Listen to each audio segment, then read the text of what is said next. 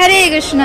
8ই মে 2025 বৃহস্পতিবার, মোহিনী একাদশী ব্রত।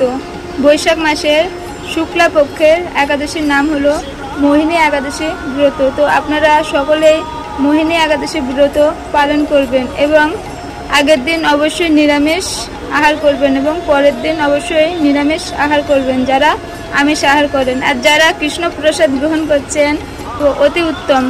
তো আপনারা সকলে চেষ্টা করবেন কৃষ্ণ প্রসাদ গ্রহণ করার জন্য এবং সঠিক টাইমে পালন করে একাদশী ব্রত সম্পূর্ণ করবেন। তো পালনের সময়টি হলো পশ্চিমবঙ্গে 4:59 থেকে 9:19 পর্যন্ত এবং বাংলাদেশে পালনের সময়টি হলো সকাল 5:25 থেকে সকাল 9:36 পর্যন্ত। তো আপনারা সকলে একাদশী ব্রত পালন করবেন। হরে কৃষ্ণ।